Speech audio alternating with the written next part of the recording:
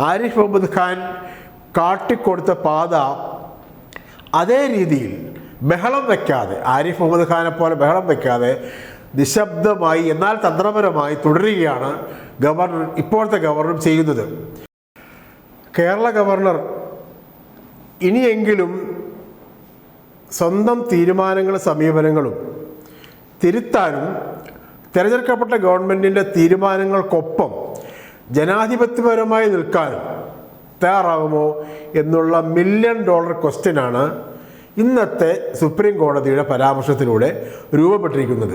ആ ചോദ്യം സാമാന്യ ബുദ്ധിയുള്ള ആരും ചോദിക്കുന്ന ചോദ്യമാണ്. എന്തെന്ന് വെച്ചാൽ, സംസ്ഥാനത്തെ ഡിജിറ്റൽ സർവകലാശാല, സാങ്കേതിക സർവകലാശാല, ഈ 2 സർവകലാശാലകളുടെ അനാഥത്വം മാറ്റാൻ, ആ 2 സർവകലാശാലകൾക്കും വൈസ് ചാൻസലർമാരുണ്ടാവാൻ സുപ്രീം കോടതി നേരിട്ട് ഇടപെട്ടിരിക്കുകയാണ്. ഇനി ജസ്റ്റിസ് ധുലിയ കമ്മിറ്റിയോട് ഒറ്റ പേര് നിർദ്ദേശിക്കാൻ പറഞ്ഞിരിക്കുകയാണ് കോടതി. അതായത് സംസ്ഥാന സർക്കാരും ലോക്ഭവനും, അതായത് സംസ്ഥാന സർക്കാരും ഗവർണറും തമ്മിൽ സമവായത്തിലെത്താൻ സാധിക്കാതെ വന്നതുകൊണ്ടാണ് സുപ്രീം കോടതി ഇപ്പോൾ സ്വന്തം നിലയ്ക്ക് ഒരു ലിസ്റ്റ് നിർദ്ദേശിക്കാൻ ധുലിയ കമ്മിറ്റിയോട് നിർദ്ദേശിക്കുകയും ആ ലിസ്റ്റ് വന്നിട്ട് സുപ്രീം കോടതി തീരുമാനം എടുക്കുകയും ചെയ്യും എന്നുള്ള നിലപാടിലേക്ക് എത്തിയത്. അതായത് സംസ്ഥാന സർക്കാർ നടത്തിയ, തിരഞ്ഞെടുക്കപ്പെട്ട ഗവൺമെൻറ് നടത്തിയ ജനാധിപത്യപരമായ ഏറ്റവും മാന്യമായ എല്ലാ തരത്തിലുമുള്ള സമവായ നീക്കങ്ങളെയും ഗവർണറുമായി നടത്തിയ ചർച്ചകളെയും ഈ ഒരു തീരുമാനം, ഡിജിറ്റൽ സർവകലാശാലയിലും സാങ്കേതിക സർവകലാശാലയിലും വൈസ് ചാൻസലർമാരുണ്ടാവാൻ വേണ്ടിയുള്ള ഗവൺമെൻറ്റിൻ്റെ സത്യസന്ധമായ ആത്മാർത്ഥത, കമ്മിറ്റ്മെൻറ്റ് നടപ്പാക്കാൻ, യാഥാർത്ഥ്യമാകാൻ വേണ്ടി കേരളത്തിലെ സംസ്ഥാന സർക്കാർ നടത്തിയ എല്ലാ തരത്തിലുമുള്ള ഒത്തുതീർപ്പ് ശ്രമങ്ങൾ പൊളിച്ചടുക്കി എന്ന് ഗവർണറും അദ്ദേഹവുമായി ബന്ധപ്പെട്ട അദ്ദേഹത്തിൻ്റെ നിലപാടുകളെ പിന്തുണയ്ക്കുന്ന ആളുകളും ആശ്വസിച്ചും ആനന്ദിച്ചും ഇരിക്കുകയായിരുന്നു. അപ്പോഴാണ് സുപ്രീം കോടതി തലക്കടിക്കുന്നത് പോലെയുള്ള ഒരു തീരുമാനം പറഞ്ഞിരിക്കുന്നത്. ഈ സാധാരണഗതിയിൽ ഗവർണർക്ക് തിരിച്ചടി, ലോക്ഭവന് തിരിച്ചടി എന്നൊക്കെ പറയാവുന്നതിനപ്പുറത്ത് മാനങ്ങളുള്ള പരാമർശമാണിത്. അതായത് അത് മനസ്സിലാക്കിയാൽ സാമാന്യഗതിക്ക് അത് ഒരുപാടൊന്നും ഇഴകീറി പരിശോധിക്കാതെ തന്നെ മനസ്സിലാവുന്ന ഒരു യാഥാർത്ഥ്യമുണ്ട്. അതെന്താണ്? ജനാധിപത്യ ഗവൺമെൻറ്, ജനകീയ ഗവൺമെൻറ്, ജനങ്ങൾ തിരഞ്ഞെടുത്ത ഗവൺമെൻറ് ഒരു തീരുമാനം പറയുമ്പോൾ അതിനെ ഗവർണർ എതിർക്കുന്നു. സ്വാഭാവികമായ വിയോജിപ്പുണ്ടാവും. ഗവൺമെൻറ് പക്ഷേ സമവായത്തിൻ്റെ എല്ലാ സാധ്യതകളും അന്വേഷിക്കുന്നു. മന്ത്രിമാരും മുഖ്യമന്ത്രിയും ഒക്കെ ആ കാര്യത്തിൽ വളരെ പോസിറ്റീവായ സ്റ്റാൻഡ് എടുക്കുന്നു. ഒരിക്കലും നിഷേധാത്മക നിലപാടെടുക്കുന്നില്ല. ധാർഷ്ട്യത്തിൻ്റെയോ അല്ലെങ്കിൽ ഇതൊന്നും നിങ്ങൾ പറയുന്നതൊന്നും ഞങ്ങൾ അംഗീകരിക്കില്ല എന്നുള്ള മുഖത്തടിച്ച് പോലുള്ള വർത്തമാനത്തിൻ്റെയോ രീതി സ്വീകരിക്കുന്നില്ല. വിദ്യാർത്ഥികളാണ് പ്രശ്നം, അക്കാഡമിക് സമൂഹമാണ് പ്രശ്നം.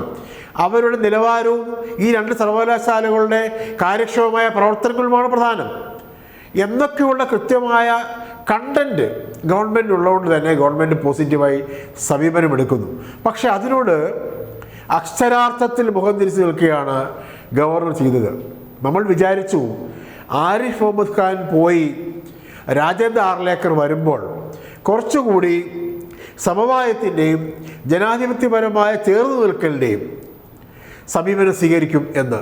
പക്ഷേ ആരിഫ് മുഹമ്മദ് ഖാൻ കാട്ടിക്കൊടുത്ത പാത അതേ രീതിയിൽ ബഹളം വയ്ക്കാതെ, ആരിഫ് മുഹമ്മദ് ഖാനെ പോലെ ബഹളം വയ്ക്കാതെ നിശബ്ദമായി എന്നാൽ തന്ത്രപരമായി തുടരുകയാണ് ഗവർണർ, ഇപ്പോഴത്തെ ഗവർണർ ചെയ്യുന്നത്. അദ്ദേഹത്തിന് അതിനുള്ള സ്വാതന്ത്ര്യമുണ്ട് എന്ന് നമ്മൾ അംഗീകരിക്കുന്നു. പക്ഷേ ആ സ്വാതന്ത്ര്യം എവിടം വരെയാണ്? ഒരു ജനാധിപത്യ ഗവൺമെൻറ്റിൻ്റെ തീരുമാനങ്ങൾക്കൊപ്പം ചേർന്ന് നിൽക്കാനുള്ള അദ്ദേഹത്തിൻ്റെ ഭരണത്തലവൻ, ഭരണഘടനാപരമായി ഭരണത്തലവൻ എന്നുള്ള ഉത്തരവാദിത്വം വരെയാണ് ആ സ്വാതന്ത്ര്യം. അതിനപ്പുറത്ത് ഗവൺമെൻറ്റിനെ അവഹേളിച്ചുകൊണ്ട് അല്ലെങ്കിൽ തള്ളിക്കളഞ്ഞുകൊണ്ട്, സമവായ നീക്കങ്ങളെ തള്ളിക്കളഞ്ഞുകൊണ്ട് ഒരു തീരുമാനത്തിലെത്താതെ അല്ലെങ്കിൽ ഒരു തീരുമാനത്തിലും എത്താതെ നിൽക്കാനുള്ള സ്വാതന്ത്ര്യം അദ്ദേഹത്തിനുണ്ടോ എന്നുള്ള ചോദ്യമാണ് പ്രധാനം. സുപ്രീം കോടതി യഥാർത്ഥത്തിൽ ചോദിച്ചിരിക്കുന്നത് ആ ചോദ്യമാണ്. അതുകൊണ്ടാണ് സുപ്രീം കോടതി ധുലിയ കമ്മിറ്റിയോട് പറഞ്ഞത്, നിങ്ങൾ ഒരു പേര് ഒറ്റപ്പേര് നിർദ്ദേശിക്കൂ. ആ ഒറ്റപ്പേര് സ്വാഭാവികമായും സംസ്ഥാന ഗവൺമെൻറ്റിൻ്റെ കൂടെ താല്പര്യവും അഭിപ്രായവും പരിഗണിച്ചുകൊണ്ടായിരിക്കുമല്ലോ. അങ്ങനെ വരുമ്പോൾ ഡിജിറ്റൽ സർവകലാശാലയിലും സാങ്കേതിക സർവകലാശാലയിലും സംസ്ഥാന ഗവൺമെൻറ്റിനോട് താല്പര്യമുള്ള, ഈ താല്പര്യം എന്ന് പറയുന്നത് സംസ്ഥാന സർക്കാരിൻ്റെയോ ഈ സർക്കാർ നയിക്കുന്ന രാഷ്ട്രീയ നേതൃത്വത്തിൻ്റെ എന്തെങ്കിലും നിക്ഷിപ്ത താല്പര്യമല്ല, അത് അക്കാദമികമായ താല്പര്യമാണ്, വിദ്യാർത്ഥികളുടെ താല്പര്യമാണ്. ആ താല്പര്യം കൂടി പരിഗണിച്ചുകൊണ്ടാണ് പേരുകൾ പറയുന്നത്. അത് അംഗീകരിച്ചിട്ടുള്ള ഒരു ലിസ്റ്റ് സുപ്രീം കോടതിക്ക് പോകും എന്ന് സ്വാഭാവികമായി നമുക്ക് വിശ്വസിക്കാം. അപ്പോൾ ആദ്യം പറഞ്ഞു തന്നെ വീണ്ടും ആവർത്തിക്കേണ്ടി വരികയാണ്, ഇത് ഗവർണർക്ക് ലോക് ഭവന് തിരിച്ചടി എന്ന് പറയാവുന്ന സാധാരണ ക്ലേശയ്ക്കപ്പുറം ചിന്തിക്കാൻ സുപ്രീം കോടതി ഫലത്തിൽ ഒരു പരാമർശം നടത്തിയിരിക്കുകയാണ്. ശരിയായി ചിന്തിക്കുന്നവർ കൃത്യമായ ദൃഷ്ടാന്തങ്ങൾ കിട്ടും. എന്താണ്? ഗവർണറുടെ ഉത്തരവാദിത്തങ്ങൾ, ചാൻസലറുടെ ഉത്തരവാദിത്തങ്ങൾ ജനാധിപത്യ ഗവൺമെൻറ്റിനോട് ചേർന്ന് നിന്ന് മാത്രം നിർവഹിക്കുക. ശരിയായി ചിന്തിച്ചാൽ ശരിയായ ഉത്തരം കിട്ടുക തന്നെ ചെയ്യും.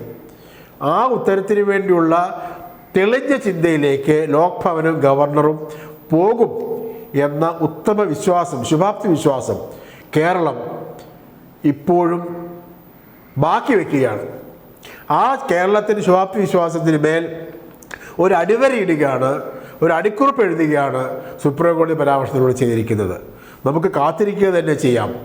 ഗവർണറും ലോക് ഭവനും ജനാധിപത്യ ഗവൺമെൻറ്റിൻ്റെ ജനങ്ങൾ തിരഞ്ഞെടുത്ത ഗവൺമെൻറ്റിൻ്റെ ഇച്ഛയ്ക്കൊപ്പം ചുമലത്ത് നിൽക്കുമോ എന്ന് ആ പ്രതീക്ഷയ്ക്ക് വലിയ കനമുണ്ട്.